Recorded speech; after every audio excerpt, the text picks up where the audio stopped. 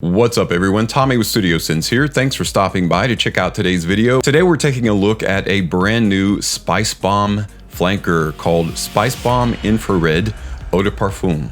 Not that long ago, Spicebomb Infrared was released and it turned out to be a really good flanker of the original Spicebomb and Spicebomb Extreme. In fact, this is kind of the habanero, red pepper, red genre version of the Spicebomb DNA.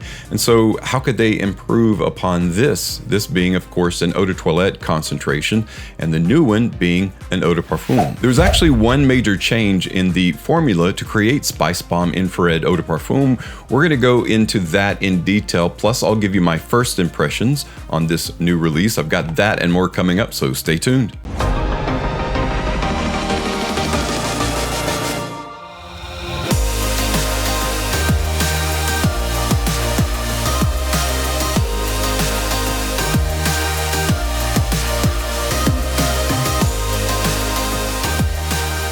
Welcome back everyone. You can't say that there haven't been a lot of new releases this year in 2023, and I'm finally getting my hands on several of them. One of them that I just got not that long ago is Spicebomb Infrared Eau de Parfum. Now, a lot of people are like, I'm not gonna spend money on this. I'm not that interested in it. You know, it can't be that different from the Eau de Toilette because the Eau de Toilette wasn't that different from the previous flanker. Well, actually it is quite a bit different, and the reason I'm very interested in this one is they made a major change in the formula. A lot of guys might not like the difference, and that is they removed the tobacco and replaced it with leather. So the EDP version of Infrared is going to be more of a leather-esque kind of Spicebomb spicy fragrance as opposed to a darker, richer, tobacco-enhanced fragrance. That may be a plus for some, that may be a negative for some. I'm gonna give you guys my first impressions of it today, but before we do that, let's take a closer look at that presentation. The color theme here is red and black. The box is kind of a matte finish.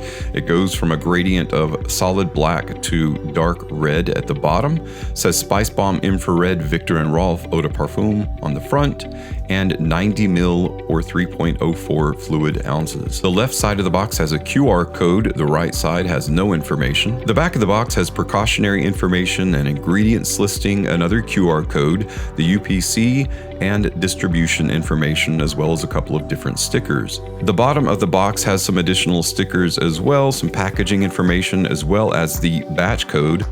On the top inside of the lid, it has Viktor and Rolff's secret reward program with a QR code that you can scan, as well as a specific code that you can punch in. The bottle is the same exact Spicebomb you're familiar with, the grenade replica. The only difference is in the label band that is around the center of the bottle. Now, the Spicebomb Infrared original is a black band with silver writing. Spicebomb Infrared Eau de Parfum is a red band with silver writing, and it just simply says Eau de Parfum below Spicebomb Infrared Viktor and Rolff. And that is literally the only difference in the presentation. This is what they say about the bottle: an irresistible burning grenade. That's something normal you say to friends when they come over is, hey, would you like to try my irresistible burning grenade, my pulsating bomb of never-ending carnal seduction? Everybody says that. Even if you hold both of them up to the light, and that is the original infrared and this one, they're exactly the same color and exactly the same shade. So the only way to tell them apart is the actual band itself. One thing I'll mention, if you're ordering from Macy's, which is where I got mine, and I actually talked to a couple of people that got theirs from Macy's, be aware that you might have some leakage. Mine actually had leaked out of the top. Wasn't bad enough for me to return it, but some people that I talked with had really bad leakage that damaged the actual finish of the paint on the bottle, and it was bad enough to actually return. So just be very aware of that. My box was actually squashed during shipping, and that may have been what caused it to leak. It was interesting smelling the fragrance before I actually unboxed it because it was really strong and it had leaked a goodly amount, and I got kind of a sense of the fragrance before even actually spraying it on a litmus strip or myself. Now that we've looked at the presentation, let's talk a little bit about the notes. They're only giving us like the 3 key notes. The original Infrared had like red apple, grapefruit, saffron, pimento. In the open, the heart featured cinnamon leaf, lavender, and habanero. The base has tobacco, benzoin, amberwood, and cedarwood. Of course, the fragrance family remains the same as the original infrared. It is a warm and spicy scent. The key notes are red pepper at the top, leather in the heart, resinous wood in the base. I'm gonna go ahead and show you guys a couple of sprays here. There's one, there's two.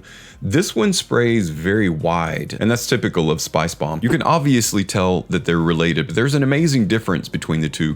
When you take a note like tobacco, remove it, and you add in leather, it's a transaction that creates this smoothness in the formula. When you smell infrared, it's very much immediately a Spicebomb-like fragrance. When you smell infrared EDP, it's not so familiar. It's getting farther away from the original Spicebomb, but that's not a bad thing. It actually takes away kind of a olfactive roughness, and it adds more of a seamless smoothness that gives it a bit of upscale appeal. And so while you're still going to be able to wear infrared EDP in the same kind of weather, right? It's not necessarily a warm weather fragrance. It does have a little bit of sweetness to it. It does have definitive spiciness. It's not a new flanker for summertime, just to get that thought out of the way. It's exactly the same as infrared EDT in terms of what kind of weather to wear it in. What I'm calling Spicebomb Eau de Parfum is the dressed up version of Spicebomb. It is by far the most refined flanker and the most refined edition of the formula, and I really like it for that reason. It's interesting how what you might think is a small change, you know, replacing the tobacco with leather, wouldn't make that big of a difference, but it really does. It really does. It makes a dramatic difference. While there is that familiarity of Spicebomb being this spicy, you know, chili pepper, hot kind of fragrance, because that's how it's advertised. That's exactly what it is. This one I could see wearing with a suit and tie. A great addition to more of an upscale kind of feel and appeal. And so that's, I think, what they're going for is a more smooth edition of the kind of rough and ready Spicebomb DNA, and kind of a, I don't necessarily want to say black tie. It's not like a Dior Homme kind of smoothness, but it is getting closer to that with the infrared Eau de Parfum, and I really like it, really enjoy it. Even though you can obviously continue wearing this casually, I would recommend trying it out. You know, try it out the next time that you have to dress semi-formally or formally, depending upon the situation. I think it will feel much more appropriate, and that's amazing what the difference the leather makes. I keep going back to that. But it's a lot smoother.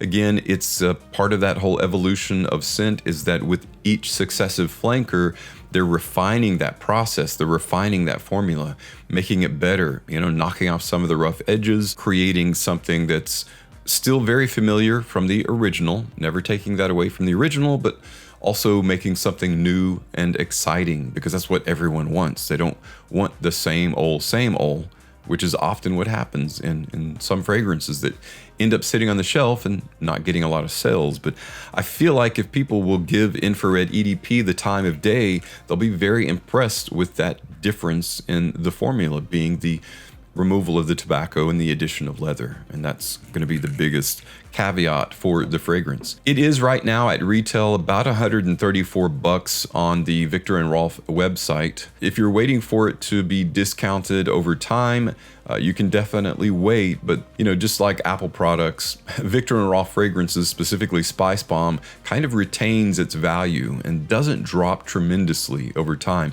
I think you can get infrared for about $85 at most discounters now, which is really good.